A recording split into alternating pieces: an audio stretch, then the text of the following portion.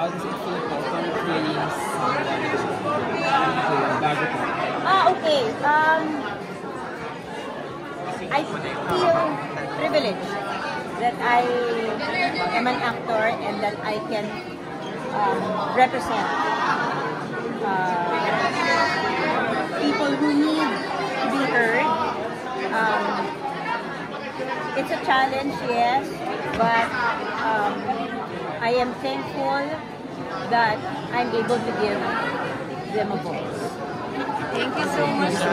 Miss Mylene, quick question lang po. What's your reaction na yung mga tao parang dalawa kayo ni Marian yung ini-aim for Best Actress na award? Honestly, we're not really thinking about those things. Ang pinaka lagi namin iniisip at pinagdadasal dito sa pelikulang to is that it reaches more people and that the message really comes across. Hindi ko... Kasi I think, like, watching my film for the second time. Wow! How does it feel watching it for the second time? It's more like an ensemble. Parang... Yeah, we are an ensemble kami. Walang stand out eh. Diba? It's not like... Kasi like with Marian, she is the lead actress for it. Kami buo kami. Diba? Iba't iba yung roles namin and everybody plays a role in forming the film. But you're aiming for Best Actress? No, I'm not! No, I'm not. Seriously not. Congratulations po. Thank you. Kamusta po yung feeling na a lot of people now are being aware of what's Yes, okay, that's exactly what I was saying. This is really an objective of the film is that makarating ko sa mas maraming tao and that magkaroon ng awareness ang ating gobyerno na matulungan ng mga at ma-represent ang mga taong katulad nila, ang mga taong may kapansanan. It feels great that people are talking about it. I hope that people continue to talk about it at sana hindi makalimutan pag-usapan because this is very, very important. I myself was only made aware of this problem when I heard about the film. I did not know the facts myself. And it's really very eye-opening for me, especially the courts. Kamusta po yung experience na acting with your on-screen children for this film? Knowing the very heavy topic. Ano no? Kamusta po yung experience of working with young actors in such a heavy film?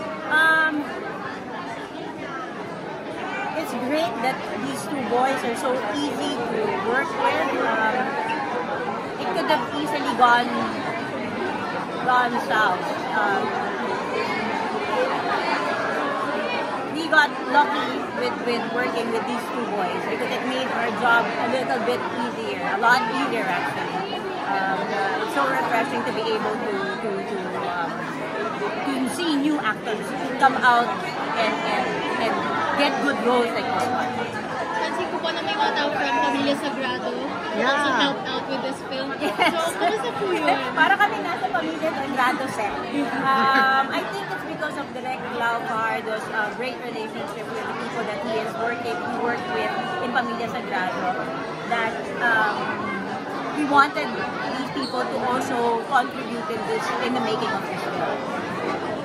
Just goes to show na mabuti siyang director and people are willing to work with him again.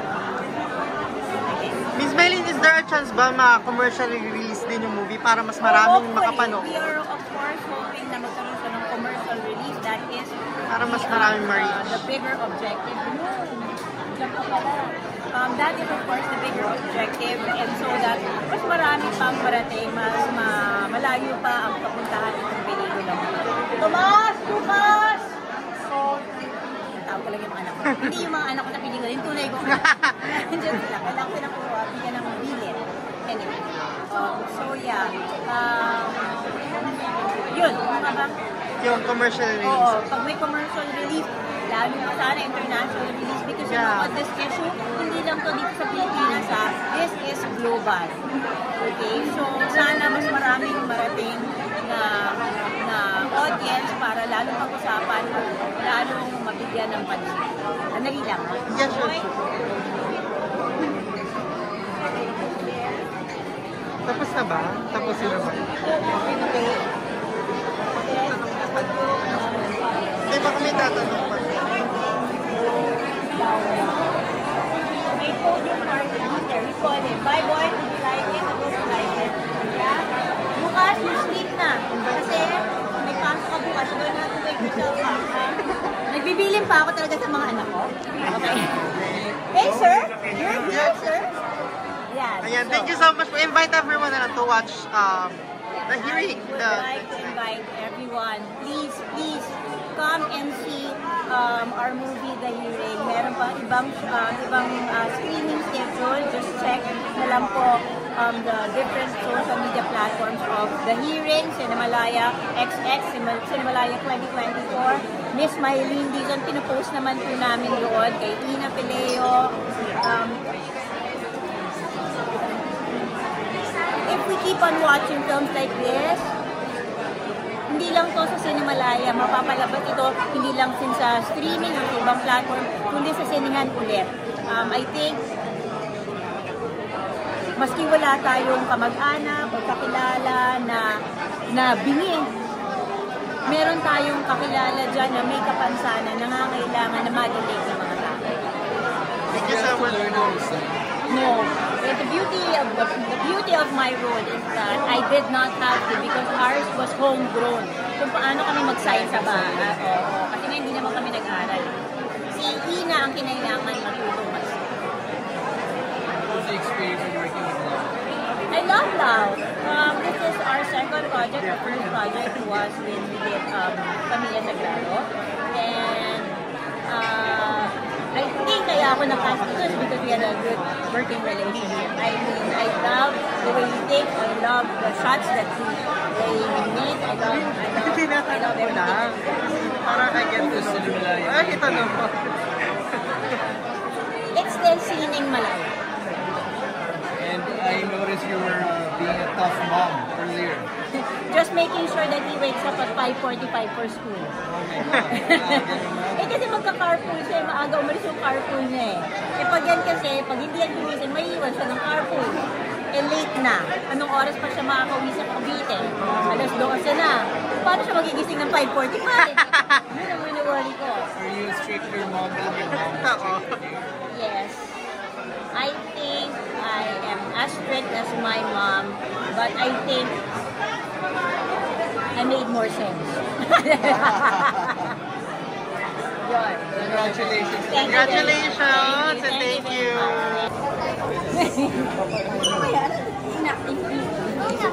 Lucas, congrats! Magaling! Doon dapat picture. Wala na. Dito tayo, come on, everybody here. Dapat kasi picture muna eh. Dapat doon. Ha? Doon nga muna dapat kasi. Dapat saan.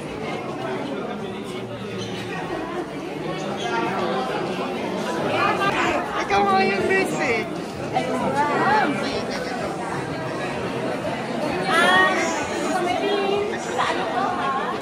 Kanina ka ba?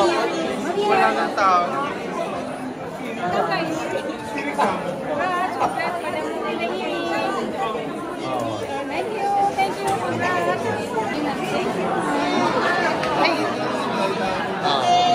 Ang galing ni Marvin, hindi ka na-cash, no? Galing ni Bata.